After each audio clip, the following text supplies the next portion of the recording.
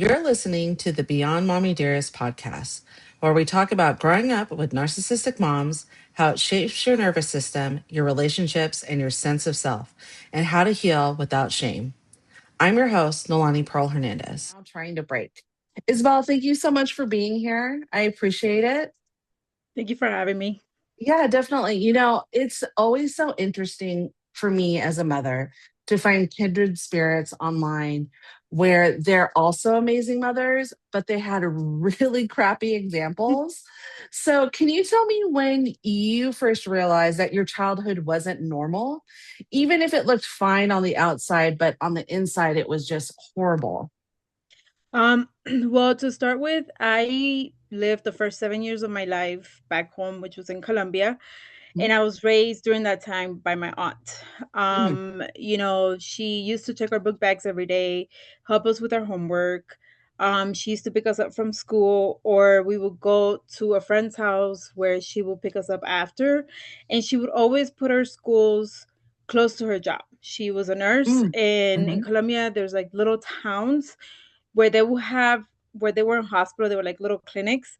And so mhm, she would work in these clinics and she would always find schools that were close to them mhm, because it was easier for her. So when I ended up moving here, I didn't really know my mom, like my mhm, biological mom. And so she never checked her book bag. She mhm, never asked about her homework. She never talked to teachers. Like there was no involvement. So mhm, that mhm, alone was very confusing because I wasn't sure like what's normal, what's not. And then as I was going to school, a lot of the people who I went to school with were kind of in the same situation I was because I was raised in Miami.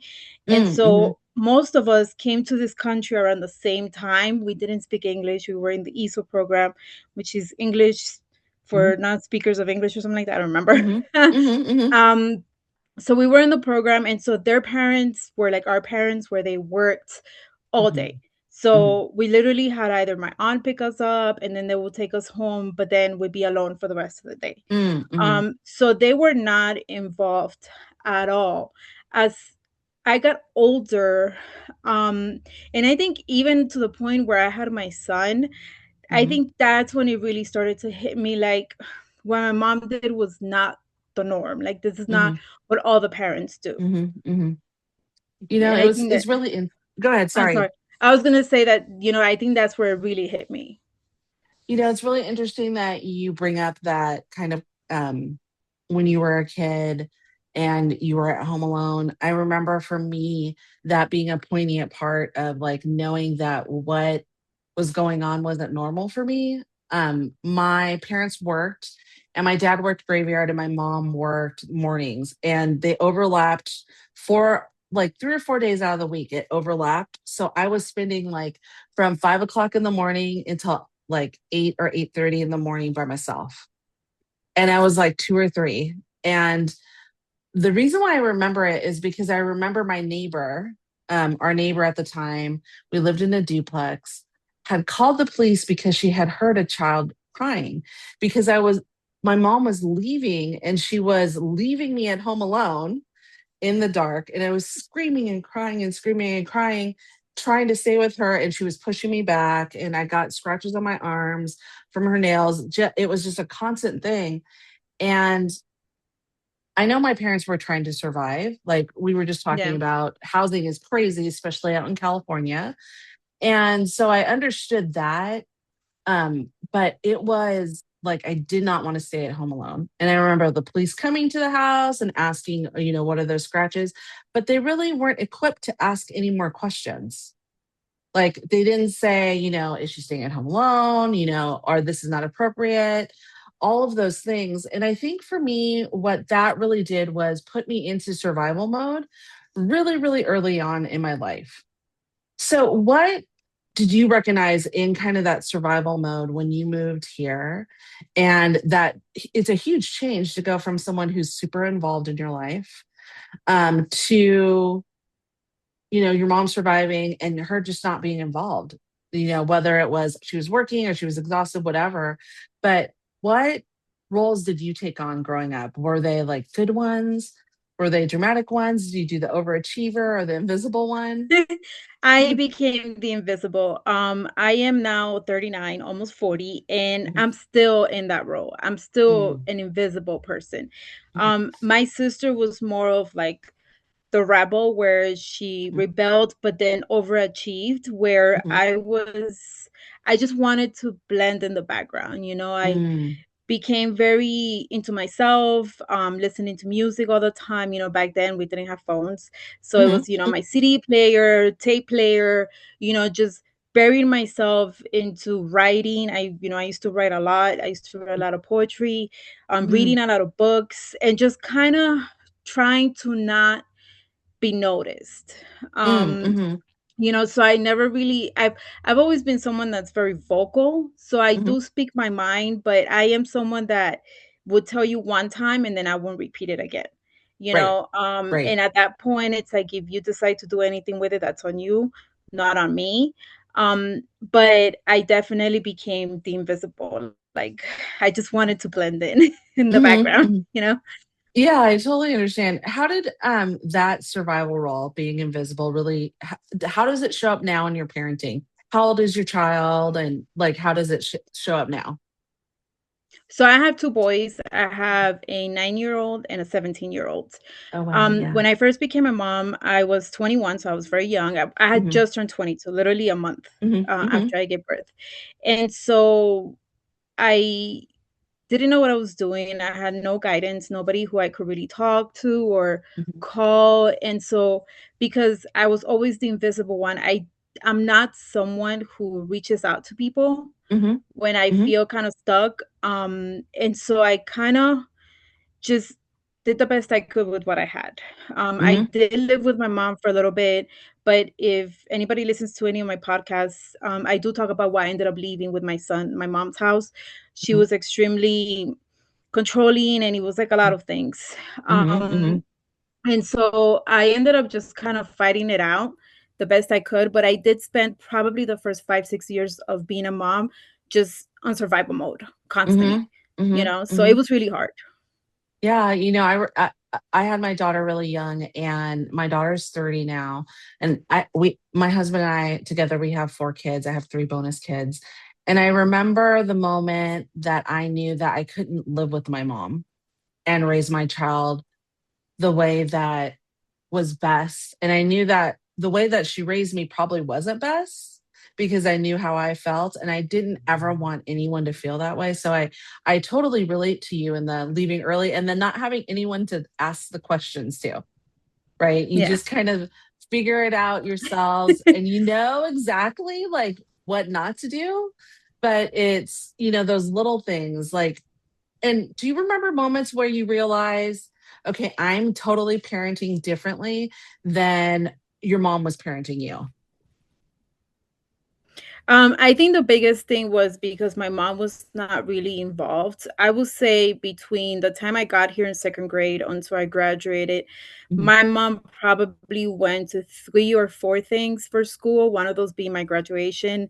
mhm, Um, but when I had my son, I went to every school activity, every poetry mhm, reading. mhm. Like I was talking to this episode that I did yesterday, and in Miami, they do a graduation for every single grade, like Oh, wow, really? PPK, Yeah. kindergarten, first grade, Yeah. second grade, third Yeah. grade, like it never stops. So I Yeah. went to all of those. Mhm, I never missed any of them.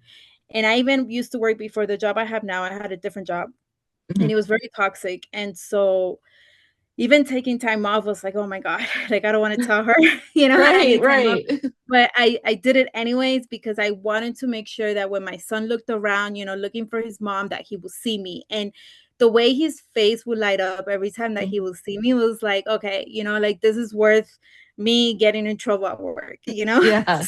so, Yeah. um, Well, so it was yeah, definitely I love sons. They're just so different. I love sons. But go ahead. It was definitely go ahead. Yeah, so it was definitely the point where I was like, I'm doing something different. Like I remember one time I worked at Target for the holidays, not that long ago, maybe like 4 or 5 years ago. Mhm. And I was trying to pay down some credit cards, be able to buy Yeah. the kids, Christmas gifts and stuff. Yeah. So I got a Yeah. little job at Target. It was only 3 days a week. And then I was talking Mhm. to my mom on the phone, and she's like, "Oh, why don't you get another job?" And I was like, "I already have two jobs." She's Mhm. like, "Yeah, but if you get a third job." And I said, "Why would I get a third job? I have kids. I want to spend time with my kids. I don't want to spend all Mhm. these years working 3, 4 jobs, and then I never see my kids." And, like, now my son is 17, he Mhm. graduates in May, and Mhm. I Mhm. look back and I'm like, "I'm so glad I didn't kill myself working, and I Yeah. actually spent time with my kids." And my son is Yeah. 9, and we still spend time together. I love that. My oldest, she remembers because we did a lot of advocacy work, both my husband and I separately, and then when we've been together. But I did a lot of advocacy work, and she was always there with me. And when I went back to school, she was there with me. Like she remembers going to the school and like sitting there, going to college with me, even though she wasn't in college, like taking out her little notebook, like she was going to take notes. And it was really cute and such a great example because, I remember going to her school. Like you said, there's graduations, there's, come and volunteer in the class for Christmas, do certain things. I remember for one of our kids, they asked me to make lumpia, which is Filipino egg rolls. They asked me to come and teach their class to make lumpia. And I was like, oh, I got to work. You know what? I'm going to take the time off to do it because it's so, like you said, it's so important. They just look at you and they see you. And even if they might be like a little embarrassed, after like that first initial embarrassment wears off, they're just so, so happy to see you. Um, have you ever been triggered while you've been parenting in a way that surprises you? And you're like, whoa, what was that? And then you kind of root it back to your own Oh my childhood. god. Yes. When my son when I had my first son, and I tell this all the time. When I had my first son, like I said, I had no guidance, nobody Hmm. to Hmm. call, no experience. I've never really been around kids like that. Hmm. So Hmm. when I became a mom, my mom used to help me with my son.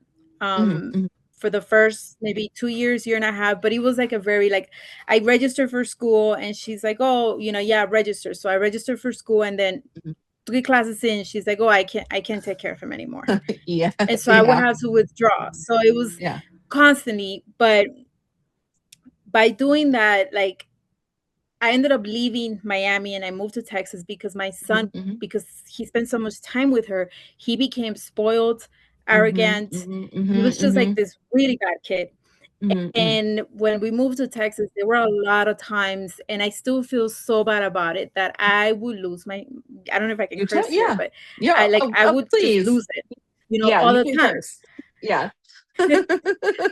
Okay. So, but yeah, like I would lose my shit like all the Yeah, time, yeah, yeah. and so it was, like I said, I was in survival mode, and so I would feel bad, and it was like constant, Mhm, constant, constant. mhm, And mhm, mhm, eventually, I got to a point that I was like, I gotta stop doing this. This isn't working. And so I literally mhm. watched at least 20 episodes of Super Nanny, and I was like, I gotta do whatever she says. Right, So right. I like sat Whatever in front she's of the doing. Yeah. TV for like a whole week straight, and yeah, and then, Yeah, she was yeah. like, "You put him in timeout, but you don't start Yep. counting until he stops crying." And I was like, "That's what I'm doing wrong."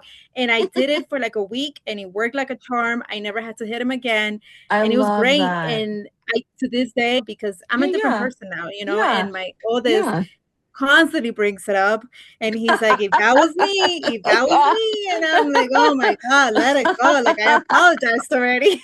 It's so funny because for us, like, my daughter, she's 30, and then we have a 24-year-old. The two oldest are out of the house. And then we have the 17 and the 14-year-old. And so the older ones come over often. And for my daughter, like, I was a yeller. I like yelled all the time. Anything, I was like, fuck, why are you doing this? Like in my head, I'm like, can you just like listen? Like it's not hard. And then, like, as I saw her like make mistakes that I might have made. I knew that for me, I knew, okay, because my mom was horrible. She used to beat the crap out of me and Yeah, over nothing, over like I, when I think about it now, like over nothing in comparison to what she probably could have done. But I know for my daughter, she always says, you don't like yell at all. Like, what is like? There's no yelling. Or she'll say to the kids, "Oh, when I was blah blah blah blah blah." And of course, it's a little different because they're my bonus kids, but they're still growing up here. We still have them, and we still do all the things the same that I did with her. We pick them up at school every day. We drop them off. We do all those things. They have lunch. They have breakfast. They have all the things. The biggest difference is I'm not yelling, and I think for me, like you said, I have sat down and had a conversation with her, said, I didn't have the tools then to do it. I do now. And, I'm sorry I wasn't perfect, but we're adults now and we can have a really great adult relationship. And actually, she just called me because she's on the East Coast visiting some friend's family. And she, it was the sweetest thing because she said, "Oh, mom, this is, so and so's mom." And so I talked to the mom for a little bit. She goes, "Oh, your daughter's so sweet and she's so beautiful and so polite and so kind." I was like, "Oh, that's like the best compliment as a parent, right? When you Yeah. hear other parents talk about how amazing your kids are." So I really love that. Um, how do you parent through your anger toward your own mom without letting that anger really spill over into your children? So the thing with my mom, I've never been um I've never been kind of like a people pleaser. I used to be more of a Mhm, pushover just mhm, because I don't do well in conflict. It mhm, physically affects me. mhm, Um, and my childhood has a lot to do with that, but I try to avoid conflict at all costs. So what mhm, I've done with my mom over the years is just kind of like I still do a lot of things for her. I do her taxes, I help her with, mhm, mhm, certain things. But when it comes to my personal life, I don't talk to her about it. I don't try to impress her with the things I do. mhm, So my the way that I parent is not in any way, shape, or form affected by my mom, with the only exception of I don't want to do the things that she did. mhm, You know, mhm, mhm. like my son's going off to college in a few months. I know. Congratulations. Thanks. Congratulations. That's a big feat. Like, let's take a moment. We'll breathe here. Let me see if it'll do it. There we go. Oh, that's so cool. Congratulations. Yeah, it's exciting. It's scary and exciting. Yeah. But like I'm always on him about it, and I Mhm, get on his mhm, nerves, but I'm like, "Did you sign up for scholarships? Did you do the mhm, mhm. application? Do you need this? Do you need that?" He's like, "Mom, I don't know what you're talking about. Like, just leave me alone." you know? And my mom, on the other hand, she didn't do any of that stuff. When I was Right. trying to go to college, the whole thing with my son, so I had to constantly keep dropping out. I ended up with a big balance at the school, so they wouldn't take me Mhm, back. mhm, mhm, So it mhm, became like a big thing, and I was like, I don't want my kids to go through that. Like while my son is in school, I will do what I need to do to make sure that he finishes that mhm, goal.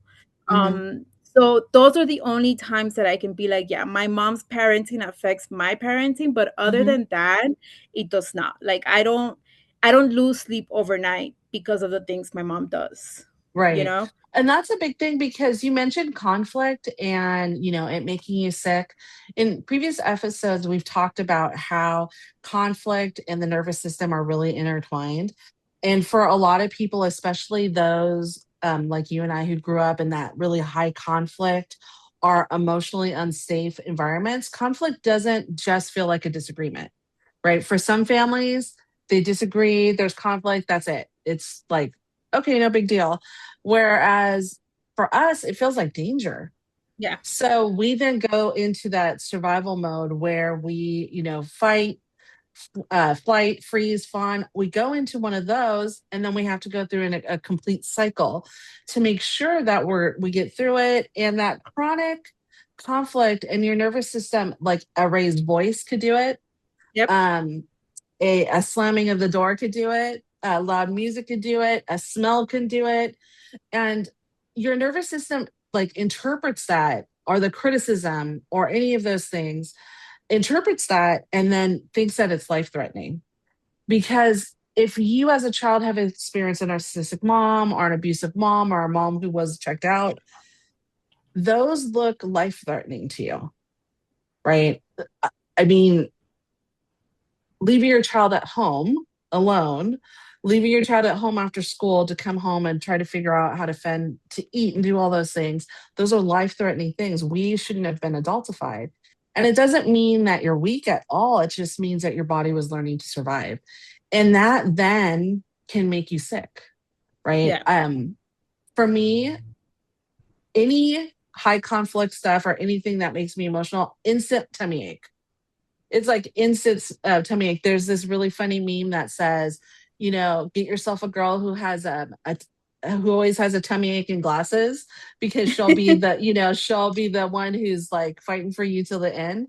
And I laugh at that, but it's so true, because if you can't speak freely, or you feel like you're walking on eggshells all the time, um, or you're gaslit, like gaslighting and manipulation, that that's not the jive. And like, I tend to, and I don't know if you do this, but like, if there's conflict, I'll go into the kitchen and I'll start cleaning.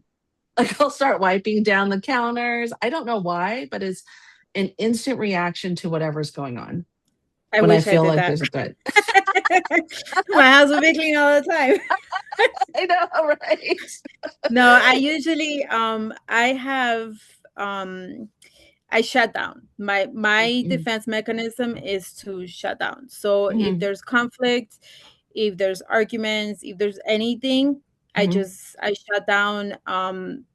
I've done it in all my relationships, mhm, mhm. and so it's not a good thing, but I Yep. try to avoid conflict. But if the person obviously keeps pushing, pushing, pushing, there Mhm, gets to a mhm. point where I would literally lose it. So I will go from 0 to 100. Yep. Mhm, mhm.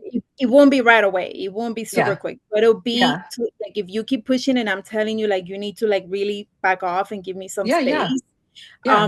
Because I feel myself already like getting there, and Yeah. you don't, then it will get to a point where I might even get physical Yeah, because yeah. my body's literally like my face gets You're red. fight I you're It's threatening. It feels like your life is being threatened. I mean, Yeah, that's really what it is. And you know, I'm sure you've heard this. Like, people really love to say that breaking the cycle is really easy.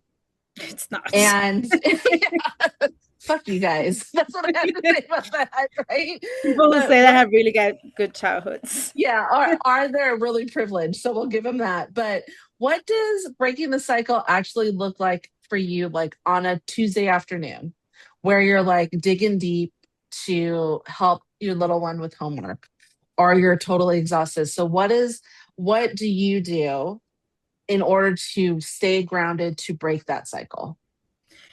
For me, I have an episode where we talked about machismo, which is like fragile Oh, masculinity, mm-hmm, and I have two boys. mm-hmm, So to me, the biggest thing I wanted to do as a mom, especially a mom of boys, was to make sure that my kids didn't grow up thinking that it's okay to be that King Kong, mm-hmm, I can mm-hmm, kick your ass right here, right now type of kid. mm-hmm, I mm-hmm, want mm-hmm, my kids to be empathetic. I want them to be very understanding. Like, I'm mm-hmm, a really open person when it mm-hmm, comes to my body, to everything else. Since my kids were little, when mm-hmm, I get my period, I don't try to hide it. I don't shelter mm-hmm, them away. This mm-hmm, happens to all of us. It hurts. It's horrible. It sucks. You got to be understanding. And so mm-hmm, my kids have, because of that, they grew up being very, very empathetic. And so mm-hmm. they're very, just because it's not affecting me directly doesn't mean that I shouldn't care. I really love that. I love my husband to death, and he's like a very empathetic person, and he like is a huge protector of our family. And just he we always talk about like this alpha female or alpha male thing, um alpha male. If a male, like in the positive sense of an alpha male, if we're thinking, okay, this alpha male or a male or a, a dude that like is a dude's dude, if he is taking care of his family, he loves his wife, taking care of his kids, does all that stuff, he's not going to go around and say, oh, look at me, I'm Yep. an alpha dude. Like I never heard my husband say that. And he is a 6'3" beautiful Latino man and never says that. Like, he shows us how it is. And our son, he's 14, 6 foot tall, and he's like passing that down to him. Yeah. And my husband's dad's the same way. Like it's not about that, you know? And I think that there's this like misnomer around that, and that's really toxic if there's like this alpha male. Now I joke around about the alpha female because you know, we were just talking about periods, and I'm probably gonna, my daughter's gonna get really mad at me about this, but she's the oldest. She's the oldest daughter of our three girls, and then also my sister-in-law, who's about the same age as my daughter, a couple years younger. And my daughter's the alpha female, so like when she gets her period, then everyone I else always gets her think, period. Yeah. So it's really interesting, right? Like that there's a difference when we're talking about those two things. So I really appreciate the fact that you are really honest with your sons about stuff, because I mean, we're humans. And this is what happens. We're just humans. yeah. Um, what patterns did you like really consciously interrupt in your parenting? Um, there are times, even today, that like, I have a full-time job. I'm Mhm, trying to finish my degree. mhm, I mhm, have two kids. I have the podcast. And so like I'm always moving, like it never mhm, mhm, stops. And so sometimes I'm just like, I'm so tired. I don't want to deal with my kids. Like, but mhm. then my son would be like, oh, can we cook something? And I'm like literally like I just want to be left the fuck alone. Like just Yeah. um Can I but please then just doom scroll yeah, just for a second? exactly. So I'm like, fuck, okay, fine. And I would Yeah, yeah. force myself to get up and do it and, make whatever creation he's thinking about today. Mhm, mhm, And at the end, I'm like, okay, I did it and I was there and I was present, mhm, mhm. and it's like, okay, now everybody leave me alone, you know. Yeah, So exactly. I do try to do things with them. And then the other thing that I do too is when we first came to this country, and I say this story all the time, and my son thinks I'm annoying for it, but It's when I okay. first came to this country, my mom promised us she was gonna take us to Disney World. Oh yeah, okay. So, Hmm. we lived in Miami, 2.5 hour drive, 3 hour Yeah. drive. Every year, Christmas, we're going to Disney World. Then we were 8. This Christmas for sure. This Yeah, Christmas for sure. So every yeah, year was like, we're going, yeah, we're going. We never yeah, went, yeah, you know? yeah, So, yeah. uh, to me, I try to take my kids to places, and if I tell them I'm gonna take them somewhere, I Mhm. I try to make sure that I follow through. And if I can't follow through, I will be like, oh, we This is might, why. Yeah, yeah, or we yeah, might go. Like it's not a for yeah, sure thing. yeah. And then like I'll end up broke, but we would do things like we went to Legoland 2 years ago. Oh, fun. We've been to Yeah, Colombia. I've taken them to different places, and I want to make sure I do those things that my mom never did. yeah. You know, it's it's really important. I know for us, we go on family vacations with my in-laws who I love to death. And I don't say that because my mother-in-law is listening. I say that because I mean they're great, and we do family, you know, we go on family vacations. We're going to do a little one in April. We're going to the coast. And it is something that I know the kids totally remember. They're always going to remember us taking that time, you know, disconnecting, figuring out how to, you know, do whatever it is. Another thing that we do with our younger kids, and actually we did with our older daughter too, is we play video games. So we're big like for we used to play Fortnite and Minecraft and stuff with the kids. So we would do that. And during COVID, my daughter would call in because she didn't live at home. She would call, she would FaceTime, and then all of us would be playing Fortnite together and talking to each other. And it was a way that we could really connect. And I felt like that really did a lot of good stuff. And my daughter and I were doing a lot to repair a relationship then.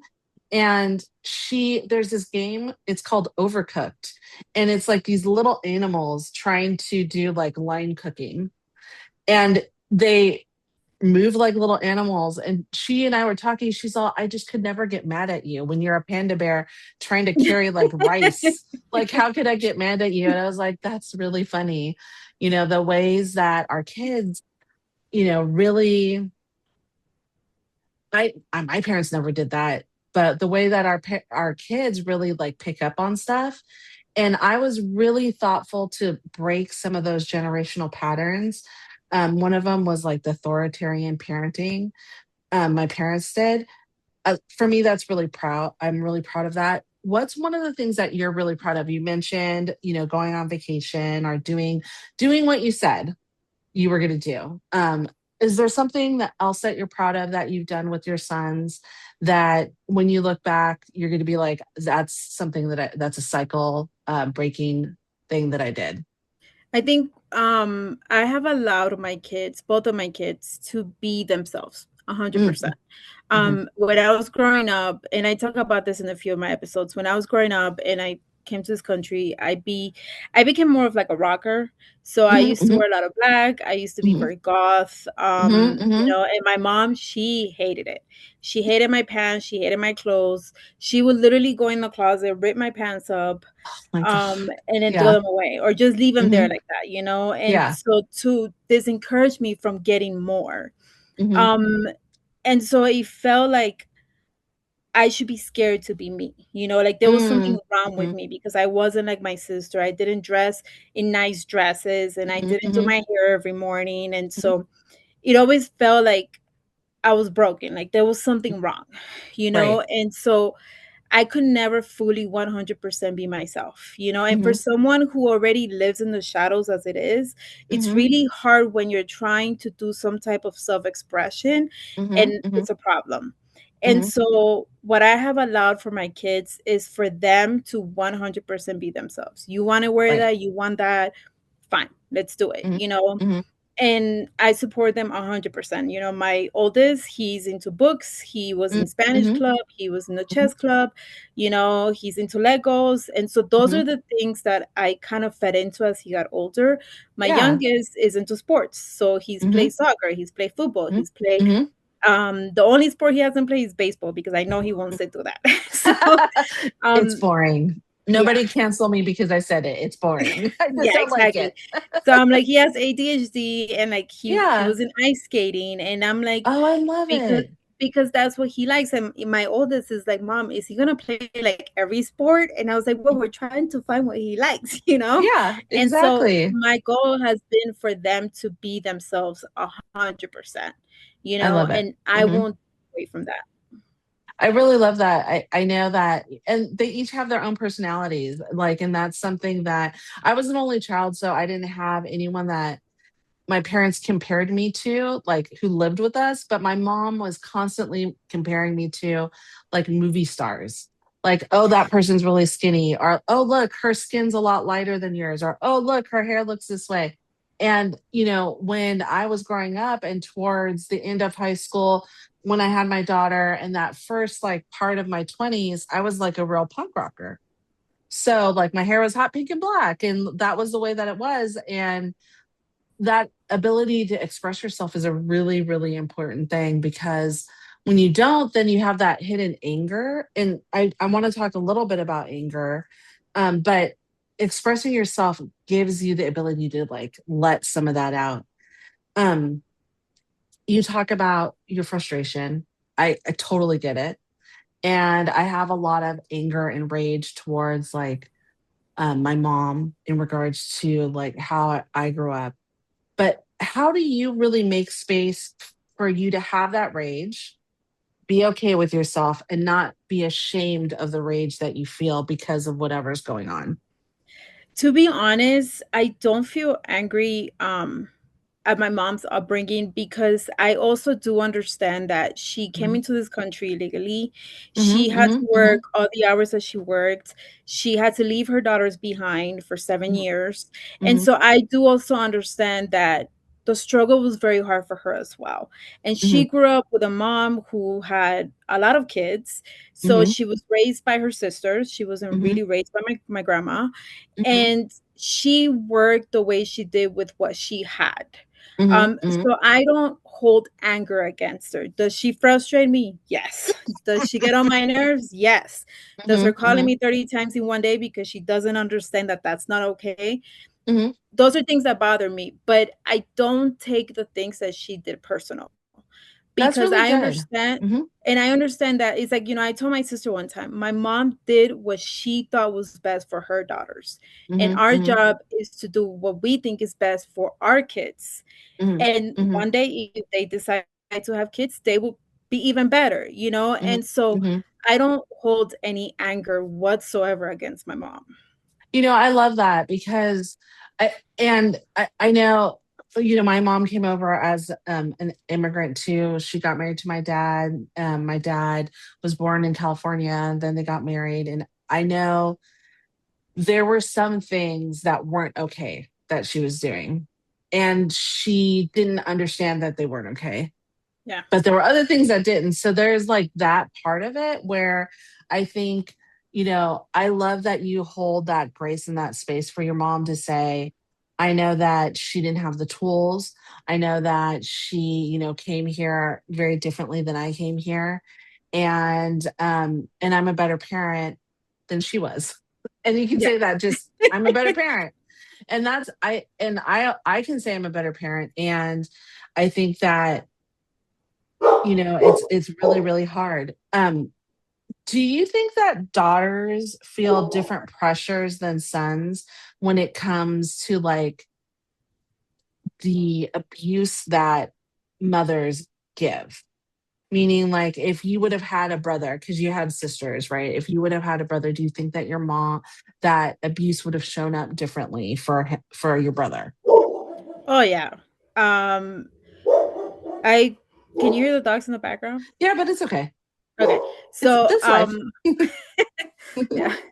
So I do believe it. The person who I did that machista episode that I was talking to you, she's from Cuba. So she was born in Okay. Cuba. She's one of my best friends. And we do talk about this, about how it is different when you grow up Latino and Hmm. you're a man versus you Hmm. are a woman. Women are expected, when you're a girl, they start teaching you how to cook, clean, wash dishes, Hmm. iron Hmm. clothes, do all this stuff when you're a girl. When Hmm. you're a boy, you learn to be catered to. Hmm. Um, Hmm. Hmm. my brothers never really had to clean. My brothers never had to iron their uniforms. My brother never had to wash the dishes. Hmm. Hmm. When my brother would shed his diapers, there was no, he was my cousin, but we call him brother because Yeah, we yeah, were always yeah, yeah, together. yeah. It was back then, it was fabric, so you had to wash him. So Wash it. Yeah, yeah. we had to help my aunt wash the Hmm. diapers. My brothers didn't do any of that stuff. Yeah. One time, my brother and I got into a really big fight, and I got in trouble. And so Mm, I mhm, do believe that if she would have had a boy, it would have been very different. mhm, Because mhm, boys, like I said, they're made to be catered to. And mhm. that's something that I told myself I was not gonna teach my boys. Like, nobody's catering to you. Do your own shit. Yeah, yeah. And like my oldest, since he was 15, if his room is dirty and messy, whatever, I don't care. It Mhm. like that's your problem. But he does his own Right. laundry, he Mhm, washes his mhm. own clothes, like he cleans his own room when he's ready. Yeah, And yeah, I don't get involved with it. And yeah, my youngest, like, he has to pick up his own dishes, he has yeah, to take shit yeah. out of his room, because I don't want them to grow up thinking that they have to be catered to, because you don't, Right. Yeah, you know? yeah, And yeah, we're moving away from that mentality. yeah. So for And sure. yeah, I think that for me, when I think about like that type of thing, I think of like I enjoy, like, my love language is like gifts. So I enjoy being able to do those things for my husband and for my kids. And the kids still do the same thing. They clean their rooms, they pick up after themselves. I have to say, we are definitely blessed in regards to that. And sometimes we have to remind them, but I mean, we have to remind ourselves too, right? Like, it happens like that. What do you talked a little bit about understanding your mom and what she was able to do. Did you go through a period of time where there was like some forgiveness that happened? Like, have you ever talked to your mom about it, or have you just kind of just left it and you're just moving on? When I was in high school, I think I want to say a sophomore or a junior. I think it was a sophomore. Might have even been a freshman. Mhm, My mom asked me after school to go to her job because I mhm, went to school. I went to Miami Beach, mhm, and she mhm, worked maybe like 30 blocks away from the school. mhm, So she asked me that day to go to her job, and that my stepdad will pick us up there. And I said, okay. mhm, mhm, And when I was at her job, I actually had to sit down with her because she worked at a nursing home. Mhm, So mhm, once she gave everybody medication stuff, it kind of settled down. And I mhm, literally just like cried and I told her how I felt. I told her, my sister and I are not close at all. And mhm, so I told her, I moved from another country into this country with people who I didn't know. My mhm, sister, who I was not close to, a language I did not speak. Thankfully, it mhm, was Miami, so everybody speaks Spanish. mhm, But mhm, um, mhm, it was a really, really hard adjustment, and I kind of told her that I was angry and I was sad and I held some sort of resentment against her. And I just like, mhm, just, it was like 2 hours of me just like letting her know, like, this is how I mhm, feel. mhm, She, she just started crying, but she didn't say anything really. And then the next day I went to school, the bell rang, the last bell for the day, and I started walking to leave the school. And I see my mom.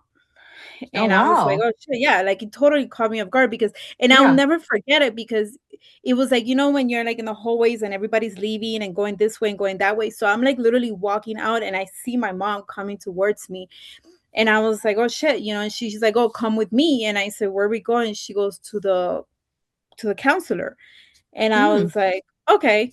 So we went to the counselor, and I guess she was, like, trying to do, like, a family therapy, mhm, and because my school that I used to go to, they had, like, a portable, and in the mhm, portable was the clinic, so you can get, like, tested for STDs, you can mhm, get birth mhm, control. It was great, I loved it. mm, And so mm, they also had a counselor, mm. and when we were talking to this counselor, my mom literally says, "Oh, she's really angry, and I think she needs help," and they put me in anger management, and that was the solution to the problem. And after that, I was like, "You know what?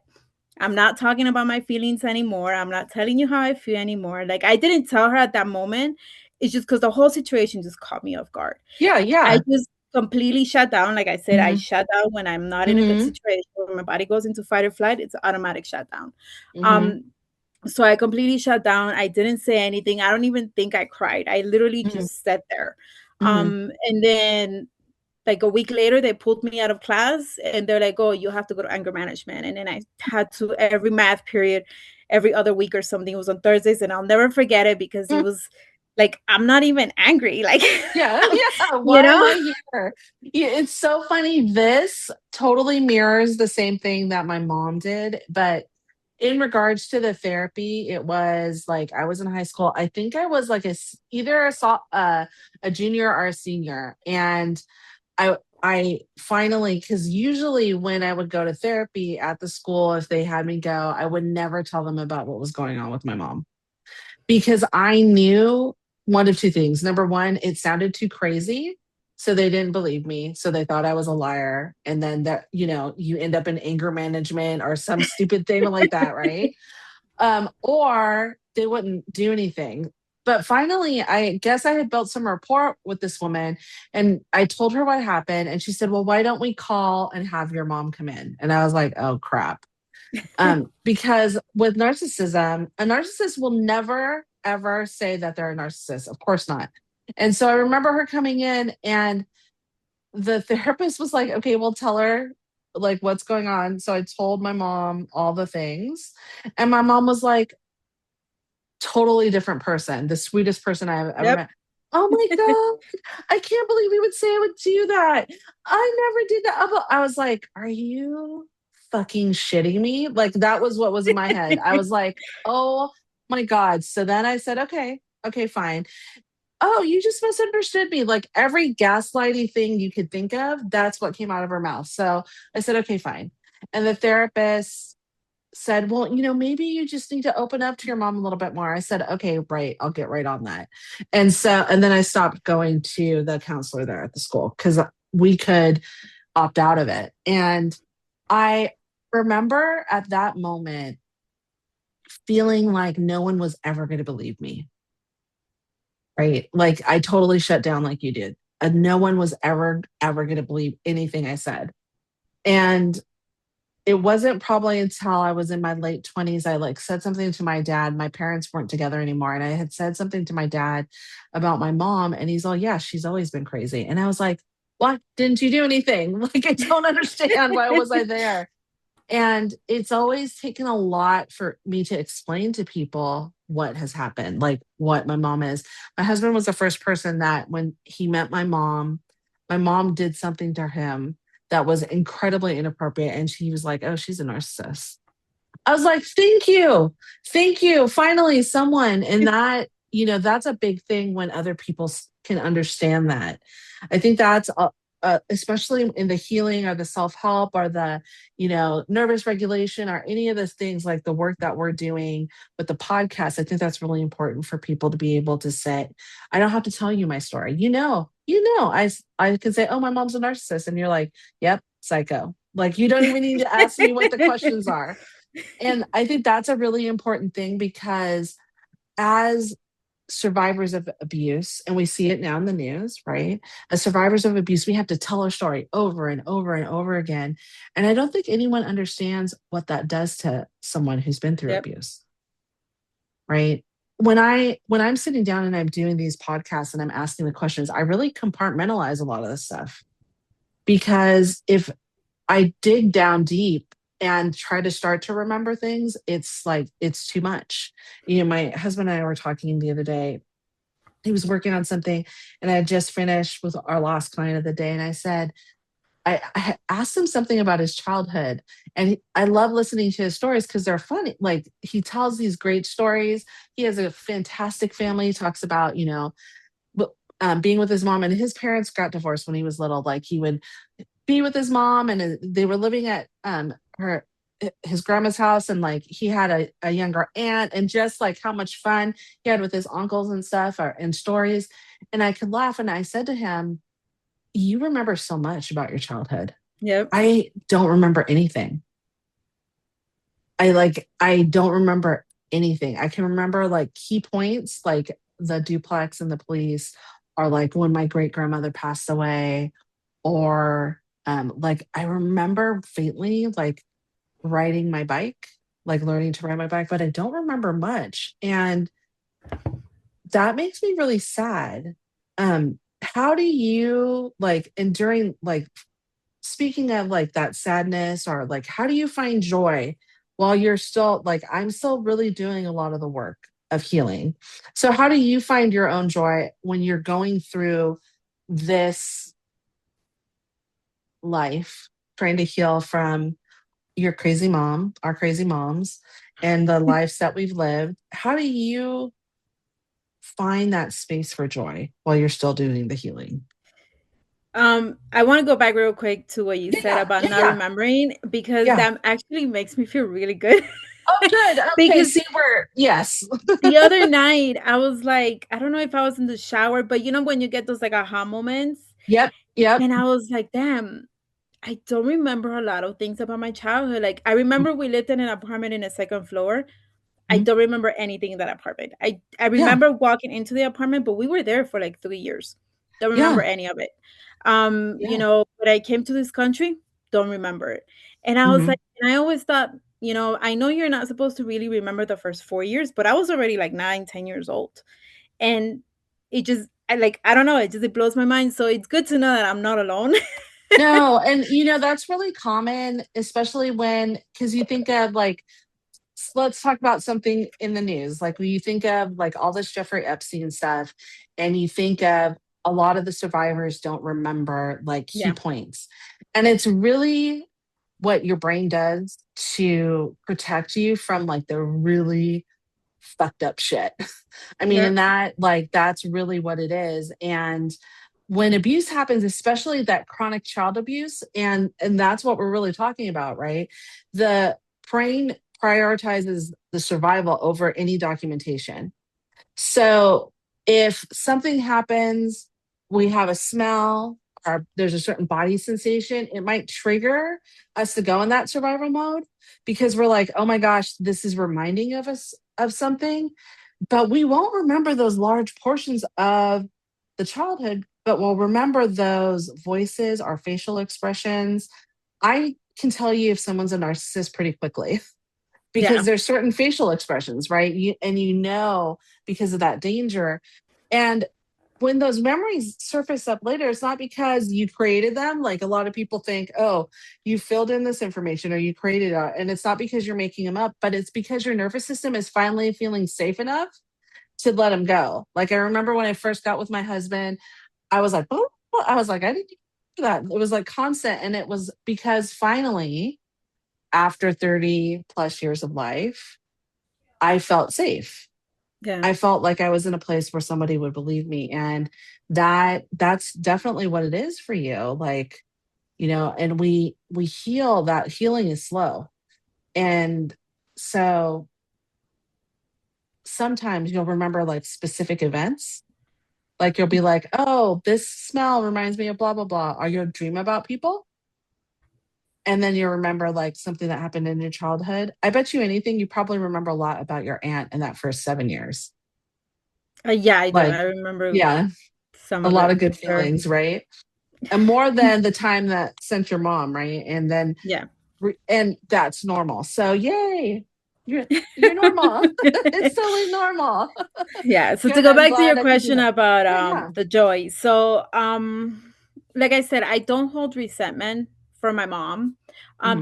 So as horrible as this sound, my mom just kind of takes a backseat No, um not to horrible. Get life, it. you know? Hmm. So I don't like her actions don't affect my happiness. The only thing that really affects my joy, um because I do get like overstimulated really Hmm. fast. Hmm. I don't like to really socialize. I'm not Hmm. really Hmm. like a social person. Hmm. So to me the joy comes from like being able to spend time with myself, doing Hmm. things with my Hmm. kids, um just kind of like living, but Hmm. also having that me time, because if I don't have time to myself, I will literally get like it gets really Hmm. bad, you know? And Yeah, so to me yeah. the joy comes from that balance of like, okay, I'm going to sit here for 5 hours and do my paper and nobody's going to bother me. You Right. know, that's where my joy comes from. So I love the that. actions my mom did or didn't do, they don't really affect if I'm happy or if I'm miserable. Usually if I'm happy or Yeah, miserable, it's yeah. because of something else. I get that. I love that. I want to talk a little bit about your podcast because I know for a lot of parents, both fathers and mothers who have a mother who was narcissistic, parenting is really hard, not because you don't love your kids, but because you don't have the tools and you don't know. So, what what drew you to do a podcast about this parenting without permission, and what does it mean to you on a real, like, on a deeper level? So I started a podcast, not this one, a different one, Mm-hmm. about 3 years ago. Hmm. And I did it with my cousin's wife, Hmm. and she kind of had like some medical issues. And she's like, "Oh, I need to Hmm. take a break from it." And I said, "Fine." And as Hmm. time passed, like I really, really wanted to do the podcast. And I said, "Hey, like, can I please take the name since this is obviously not going to happen? And I'll Yeah, just do it by yeah, myself." yeah. He said no. So I said, "Fine, fuck you then." So, Yeah. and I was mad because I came up with the name. It still bothers me, but Yeah. I was like, fine, I whatever. know, I know, I know. So I was like, you know what? I'm just gonna take the jump and I'm gonna do it. And so I went to Miami in October of last year. And since I don't know people here in Colorado really, except for the people I Yeah, work yeah, with, I yeah. was like, okay, since I'm gonna be in Miami for like a month or so, I'm Mhm. going to sit with all of my friends that I Oh, have and over do there. that's such a And so great every idea. single episode, like the first 6 episodes, are all my friends, I love because I was that. like, I'll just stack them all up and then I'll Yeah, edit them and then I'll release the podcast like around November. yeah. And that's what I ended up doing. I And love it. so I recorded those episodes. I came back home, I edited them, and then I started releasing them little by little. Mhm. And to me, the reason why I did the podcast is because I feel like when I was a single mom with my son, I've Mhm. always been a single mom, but the one with my oldest, Mhm. there were many times that I was like, fuck, I wish I knew someone going through this. Mhm. Mhm. And I would talk to my coworker and she kind of went through something similar. So she would always give me advice or she would tell me her stories. And I felt like that made me feel better. Like, Mhm. okay, I'm not failing as a parent. I just Mhm. don't have the Mhm. village, Mhm. And that made me feel good. And so the goal of the podcast is exactly that. It's so people can share their stories, whatever they might be, because there Hmm. might be someone out there that can be like, wow, I needed to hear that I'm okay. Hmm. Like right now, finding out Yeah, that you also yeah, don't remember your childhood, it makes me feel like, okay, there's nothing wrong with me. It's yeah, just yeah, my body just saying yeah. you're not in a safe space. And it makes you feel good to be like, okay, I'm not in this alone. Like I'm not the only one going through something like this. Hmm. And so that's the whole point of the podcast. Yeah. And, I think that's probably one of the reasons why I thought about it. Thought about doing a podcast because, my mom's been a narcissist all my life. I'm almost 50 and I haven't really talked about it that much. But being like, I admin a group of daughters of narcissistic moms. There's like 7,000 women in the Facebook group. And all of the stories are very similar. And so we as women support each other. When someone says, oh, this happened, someone will jump in and say, oh, I remember when that happened. You just have to X, Y, and Z. And the same with parenting. Some of the women in that group have kids, some of them don't. Some of them have experienced what I've experienced, some of them haven't. And what we forget, and similar to you, like the only person I really like to be around is my husband and my kids. That I'm not around a lot of people, and so sometimes we forget, right? the those, like, the words, for me at least, the words of everything that my mom starts to creep in, and then I remember, no, I'm not, not that person, and there's other people who are like me. And so that, I think, is a really important thing. And I really appreciated the fact that you call. The other thing I think is really important, and I'll leave it at this, is when you experience something because someone else shares something, it's really important for you to say it. Like you said, oh my God, thank you so much for saying that about not remembering, because, you know, Indigenous people shared their stories and shared their stories and shared their stories. And that is why the family lineage is so long, why they survived and are still surviving so long. All of those things, like, history repeats itself. Yeah. And if we can, like, be really open and talk about those things, that I think is really beautiful. Tell me where people can find your podcasts. I would love for people to be able to find it, and we'll make sure that we'll put it in the show notes. So my podcast is pretty much everywhere. It's on Spotify, Mm, Apple Music, mhm, mhm, Amazon. So it's like a bunch of different ones. So you mhm, can pretty mhm, much find it anywhere. I'm gonna start posting them on YouTube. I have not started doing that yet, mhm. but I'm also on Instagram. I am on TikTok, and I am on Facebook as well. Okay, and it's parenting without permission, Correct. In and we will make. TikTok is parenting no permission because Oh, parenting oh, without permission was already taken. oh man. Of course, of course. Isabel, I really thank you so much for your honesty and your courage, not only today, but also with your podcast. And I want to remind everyone who's listening that if you're healing while raising children, or are healing and breaking cycles in real time and trying to give your kids what they never got, what I tend to focus on is knowing this, that you're not behind, you're not being dramatic, and you're not ungrateful. You're doing something incredibly brave, and you don't need permission to parent differently. So, thank you so much for being here with me. I'm so glad that you are here, and I appreciate everything that you are doing and you're going to do. Thank you, and I appreciate. Isabel, thank you so much for your honesty and your courage. To everyone listening, if you're healing while raising, breaking the cycle in real time, and trying to give your kids what you never got, you're not behind, you're not dramatic, and you're not ungrateful. You're doing something incredibly brave, and you don't need permission to parent differently. Thank you for listening to the Beyond Mommy Dearest podcast. You're not broken, you adapted. Healing from a narcissistic mother is real, possible, and you never have to do it with shame. I'm your host, Nolani Pearl Hernandez, and until next time, take gentle care of yourself.